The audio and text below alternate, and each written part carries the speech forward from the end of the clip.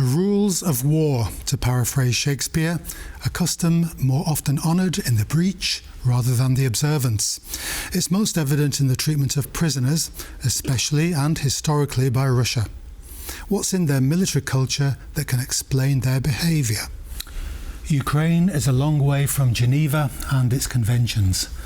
Join me, Jan Darasz, for How We Got Here. The riches of the Siberian soil have always been of interest to the rulers of Russia, and their extraction would be carried out with the hands of prisoners of war, regardless of the harsh environmental conditions. POWs were often used for public works, agriculture, and construction. Although not designed to be deadly, labor expectations were grueling. Officers commonly received privileged accommodations and could live on parole in towns. Surprisingly, it was at the behest of Russia's Tsar Nicholas II that prisoners of war had their rights legally specified and secured in the Hague Conventions of 1899 and 1907.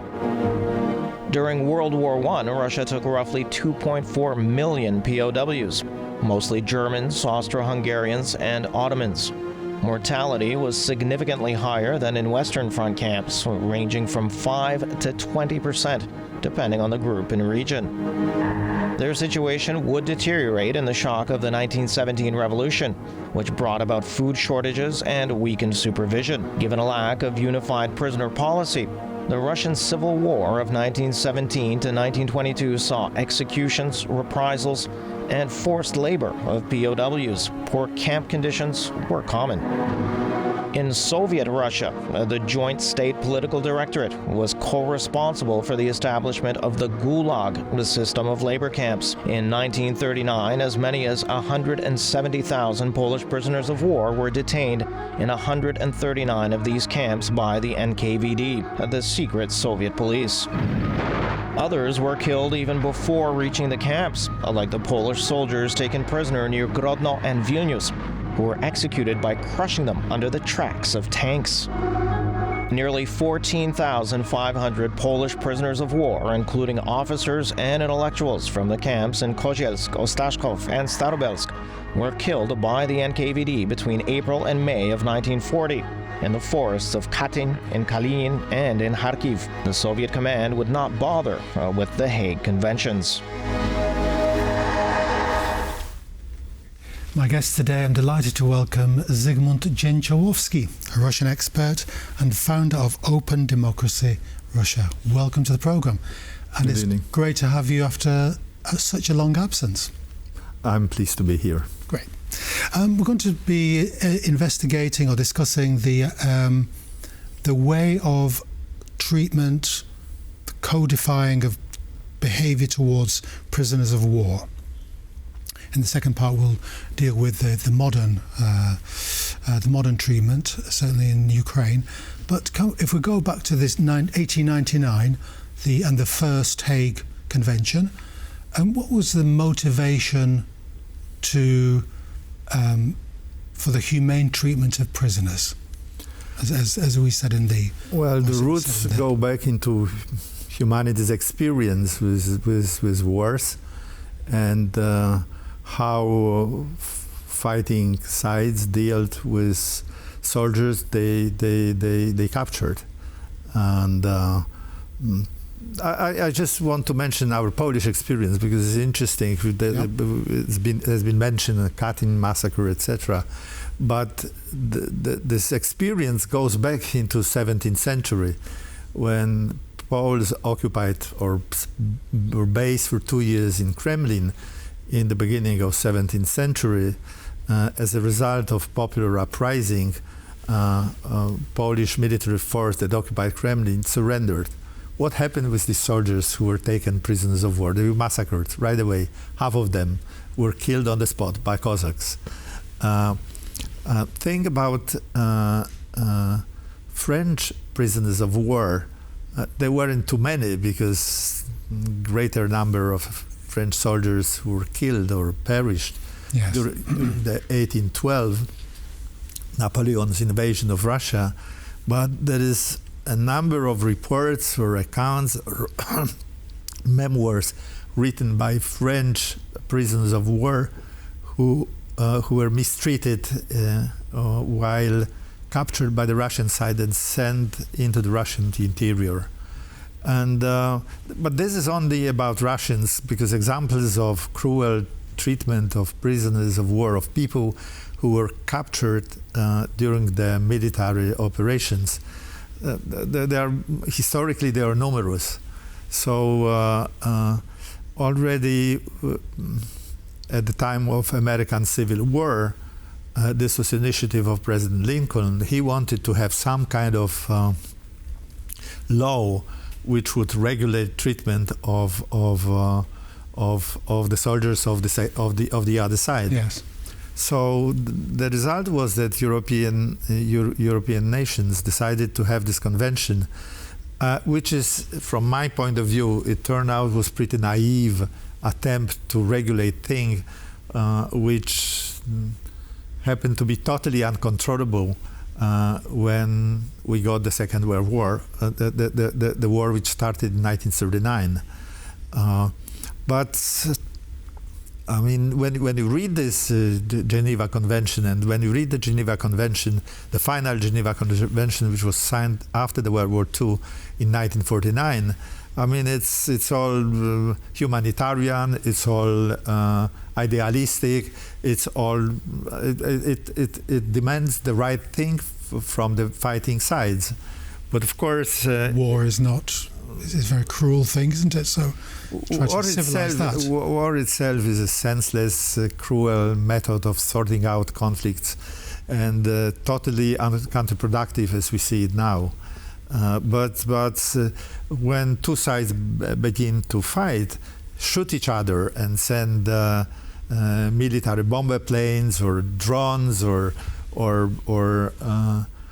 special paratroopers and special forces, it is obvious that from time to time they captured soldiers of the opposing side, and something has to be done with them. Eventually, they always try to exchange them. I mean, yes. Those two fighting factions, those two fighting states, usually with the help of intermediary other countries, which tries to mediate. They work out a mechanism how to exchange their prisoners of war. We've seen it with Ukraine and Russia on several occasions. What's the going back to the 17th century and the war between Christian states? Is it accurate to say that if the status of a prisoner meant that you were somebody's slave, you're somebody's property of a vanquished state? Was that the kind of thinking that the victor imposed on the vanquished? That's how it used to be for centuries. Yeah. First of all, they would kill each other. I mean, on the spots, without big consideration. But lately, they realized, Egyptians, for example, they realized that those prisoners of war could be useful slaves, which could do some useful, could be employed and doing useful labor. And the prisoner of war was considered a property, as you rightly described it. But that attitude changed even after this Napoleon invasion of Russia. 2 years after in 1814, Russia decided to release remaining French prisoners, those who remained alive. Especially, I think, the Enlightenment period. The Enlightenment period helped to create new attitude towards this kind of thing, like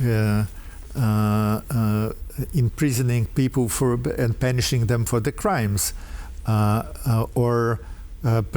were fewer wars in the first half of the 19th century, as you remember, as a result of Congress of Vienna. European powers decided to sort of maintain status quo, which has been worked out during the 1815 Vienna Congress. But obviously, the attitude European attitude towards how to regulate those things, how to not even during the Crimean War, 1850, which ended in 1855, in which Britain, France, and Sardinia, the Italian kingdom of Sardinia and Piedmont, entered Crimea. They somehow their attitude towards prisoners of war were somehow more humanitarian, I would say. We're going to discuss the codification of the status of the prisoners of war, and especially in the light of the 1949 Geneva Convention. First of all, we'll take a look at our next clip. The first treaty to comprehensively regulate the treatment of prisoners of war was the Geneva Convention of 1929. However, it was only the third Geneva Convention of 1949 that dealt exclusively with POWs. This convention holds to date, including Article 17, stating that no physical or mental torture, nor any form of coercion, may be inflicted on prisoners of war to secure from them information of any kind whatever. Regardless of being one of the signatories to the convention, Russia has been violating its agreements with its treatment of Ukrainian prisoners of war. The United Nations High Commissioner for Human Rights interviewed 174 prisoners of war released from Russia, 97% of whom described experiencing torture or ill treatment, and 68% said they had been subject to sexual violence. The report found that torture of Ukrainian prisoners of war by Russia has been widespread and systematic. Moreover, the UN Human Rights Monitoring Mission in Ukraine reported that it had recorded credible allegations of the execution of 106 soldiers between late August 2024 and May 2025. The mission claims that POWs have been dying in custody due to torture, lack of access to healthcare, or inhumane conditions. Article 13 of the convention clearly states that prisoners of war must at all times be humanely treated. Any unlawful act or omission by the detaining power causing death or seriously endangering the health of a prisoner of war in its custody is prohibited. According to the Associated Press, at least 206 Ukrainian prisoners of war have died in Russian captivity. Some harrowing reports of treatment of Ukrainian prisoners of war by the Russian side. Is this a case of a conscious policy to terrorize prisoners of war? Is it a case of the breakdown of military discipline, or is it a case of the institutional culture that is in an army brutalizing its soldiers, or a bit of all three? These are good questions. At least this has not been discouraged by the Russian leadership. They're signatory to that. Yes. The Russian leadership has the possibility to tell their soldiers, listen, you can't behave this way. You have to treat captured Ukrainian prisoners of war in a humanitarian way. And there would be a possibility to enforce it. There would be a possibility to punish those who don't follow this instruction. But on the other hand, I think there is it's not a permissiveness. It's even encouraging those responsible for Ukrainian prisoners of war to treat them with degree of cruelty. It's of course first of all, I think there is an element of brutal sadism present in the Russian culture. Secondly, you have to remember that a lot of Russian soldiers recruited for the army are criminals who were released from prisons and who have had real experience how to operate in brutal, sadistic world in which you compete with other criminals for survival. So plus Ukrainians by the Russian media and propaganda and Russian leadership are presented in the humanized way. I mean, this is the picture of Ukrainians which is presented, or Ukrainian leadership and Ukrainian army. It's a band of followers of Bandera and etc. etc. Yes, so Nazi fascists. Yes, fascists and Nazis and this kind of thing. So this is, of course, this creates a mechanism which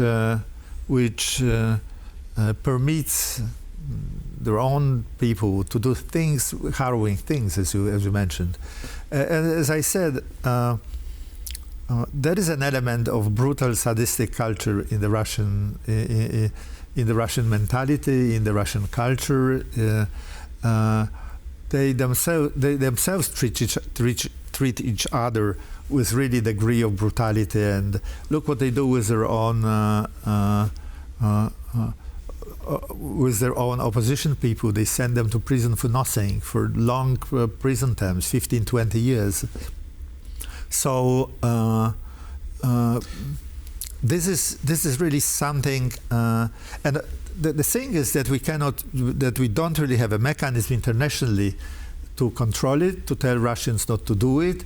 We have, of course, to monitor it, to produce reports, to tell international public opinion what is taking place there. But at the same time, we don't have really an efficient mechanism which would stop Russians from doing this. Yes, I mean... that's a very sad thing. Yes, it seems ironic, to say the least, that Russia is a member of the Security Council. It's signed all these and this Organization of European Security and Cooperation, this main European body which sends these monitoring missions to Ukraine, which tries to produce these reports which tell us how many people died and how many people have been exchanged, etc., etc. Is part of the framework defined by the Russian definition of the operation not as a war, but as a special military operation? Therefore, you treat your opponents like bandits, like insurgents? I don't think so. Whatever, if they declared a real war, if they declared war against Ukraine and named it, gave it a real name, that would be the same or could be even worse. As I said, there is an element of instigated by the government, by the official Putin's propaganda, element of hatred towards Ukrainians. Well, there is a distinction. These are bad Ukrainians, these are good Ukrainians, but these bad Ukrainians are guilty in double way, because they are not only against us Russians, but they also persecute those good Ukrainians. So that's why they decided to be punished. This band of narcoman Zelensky and these fascists which shoot our boys and our soldiers at the front. So no matter what would be the name of it, if it would be a special operation, if it would be war, that would be the same, I think. Do we have any idea of how the Ukrainian side treats Russian prisoners? I am afraid that maybe this is not on such a large scale as in Russia, because Ukrainians understand that their behavior is constantly monitored by all those countries which extend their support, military and political, and so if this kind of thing was disclosed, that their behavior amounts to this brutal violation of war rules, that would of course lead to enormous criticism from the Western countries. But at the same time, I believe that Ukrainians who remember about their civil apartments bombed by the Russian drones and missiles, and who remember the country was invaded by barbaric force of their neighbor for nothing, who remember about all these sacrifices and losses, and children have been killed by the Russian bombs. Of course, I can imagine that from time to time they cannot sort of force themselves into absolute this kind of civilized behavior. Yes, I mean, it must be it's one thing to have the moral high ground, but to maintain it despite the provocations about... Look, you are sitting in the front line, in the trenches, in horrible climatic conditions. You're afraid of Russian drones. At every single second, you remember that there could be a drone which hits you and kills you. And at the same time, at night, Russian missiles would bomb major Ukrainian cities, killing innocent people, innocent civilians and children and elderly. Then it's really very difficult to contain yourself and to force yourself. If you really get your hands into somebody and you've seen him, he killed your body in the trenches, then this reaction could be natural. Earlier on in our discussion, you mentioned that the naivety of the Enlightenment in terms of how it tried to civilize conduct in war.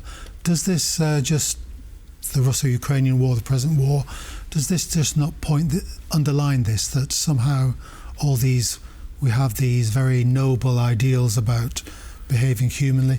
It's all just breaks apart. Well, it's a good point, but at the same time, I believe that without these regulations, it would be even worse.